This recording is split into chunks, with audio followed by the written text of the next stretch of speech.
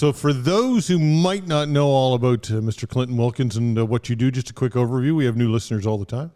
I'm Clinton Wilkins. I'm a mortgage broker in Halifax, and I've been in the industry for, it seems like, forever. Yeah. I think going on 18 years. We funded almost 5,000 transactions for over $1 billion. And I always think that I've seen everything, but every day I see something new with mortgage lending. And you know what? There's so much going on in mortgage lending and real estate right now, which I think is really cool. I don't think there's ever been a time where people have been so interested on what's going on in the industry that I work in. Let me tell you, at parties, I'm very popular. Yeah. Well, you always were, but now you're extra popular. Mm-hmm. So is this, would you describe the times that we're in, I don't want to use an adjective that's over the top, but is it tumultuous times in some ways, depending on the lender and the situation? It can be, I suppose. Yeah, I think it's a challenging time for a lot of borrowers, Todd. I think for existing homeowners, it certainly is challenging. There's certainly a pinch when it comes to interest rates. As you know, there's been, an increase in fixed rates over the last, several months. But obviously the Bank of Canada has increased their key overnight rate. So anybody who's in a variable rate mortgage obviously is paying a little bit more right now. Yeah. And, they're probably going to pay a little bit more for the next 12 to 18 months. And some economists think that we're going to be in a recession type territory by the end of next year. So that may have an impact on the rates. And I think we're likely going to see some softening, if we do get into a recession. Some softening of rates. Yep. Right. Any idea what you think that benchmark might go to? I know that it's hard to predict something like that, but. Well, I some of the economists were saying that the key overnight rate might get to 3.5%. That's where they think it's going to kind of level out at. And that's going to make the prime rate, in the 5% range. For a variable rate customer, that may be a little bit concerning, Todd.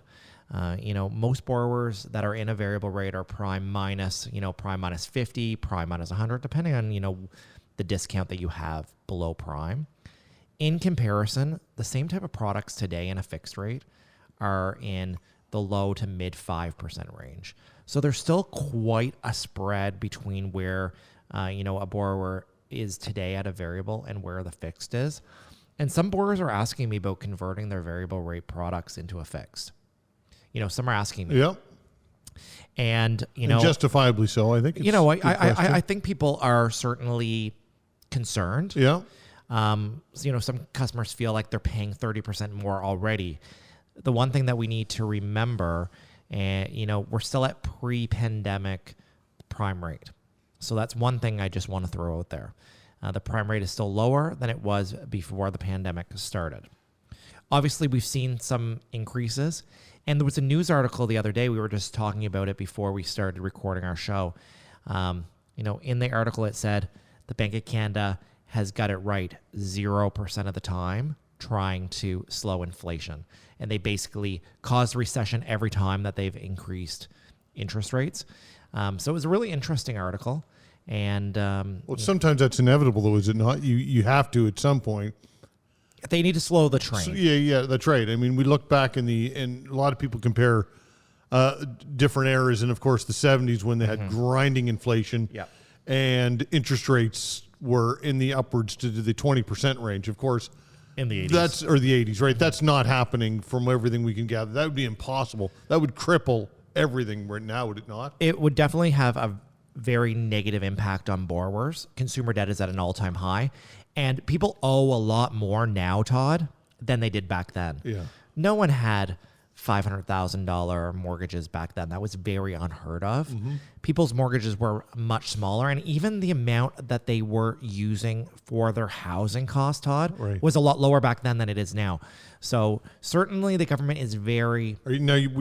So you're comparing that per income, per portion of your income. Apples and apples. Apples and apples. Right. So the percentage that was going out of the household was less then than it is now. Right. The cost of housing as a percentage is higher today than it was then. Yeah. And the incomes haven't caught up, Todd. That's what I think is interesting. So we've obviously seen a lot of inflation. Everyone's kind of throwing out this 30% number. Groceries are 30% more expensive. And fuel in some cases is even maybe more than 30% more expensive than it was before. Mm-hmm. And that's having an impact. It's not just the cost of borrowing that is challenging for a household. Yeah.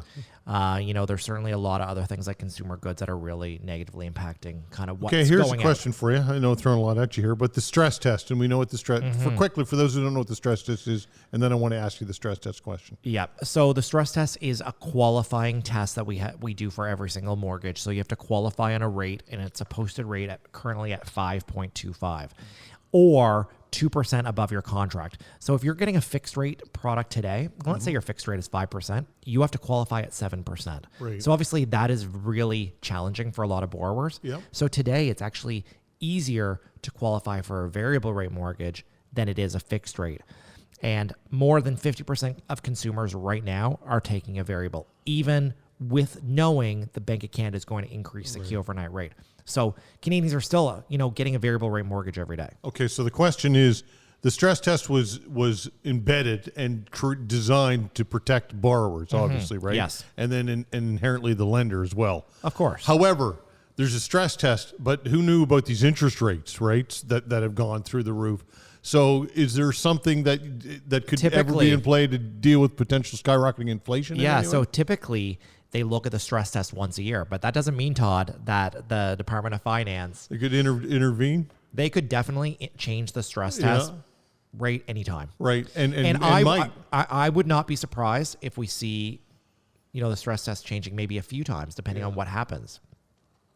Because right now, it is so much easier to get a mortgage in a variable rate product. Mm-hmm. Some borrowers are choosing to take that variable rate, even if it may not be the best product for them, because it's easier to qualify. Yeah. And that's what the Bank of Canada doesn't, or not the Bank of Canada, but that's what the Department of Finance doesn't want. They want people to qualify and be in a situation that they know they can afford it when the mortgage comes up for renewal. Todd, you know what I'm really concerned about? What?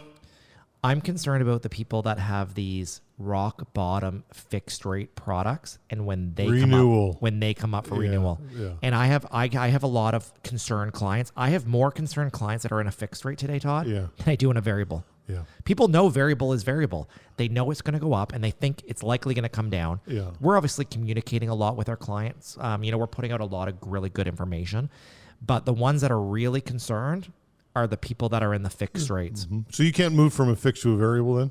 You cannot without breaking it. And obviously that's going to cause, sometimes a significant penalty. And that's another reason why a variable is advantageous, because you can convert. Yeah, you certainly can convert to a fixed, but you can't go from a fixed into a variable.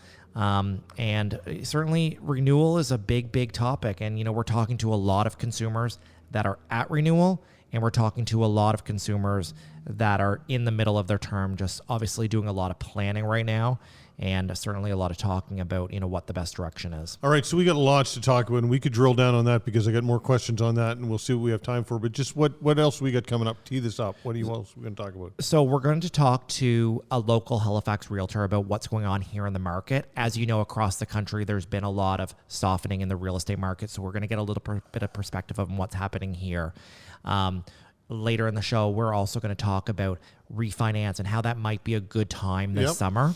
I've got an anecdote of my own for that, by the way. Okay, good. And we're going to talk about Pride and homeownership. We're hosting an event for Pride, and Pride here in Halifax is starting next week. So we're going to talk about some of the impacts for Pride and what goes on in the housing market. All right. Yeah. Mortgage 101, your guide to homeownership with Clinton Wilkins and myself, Todd Veinotte. We'll be right back.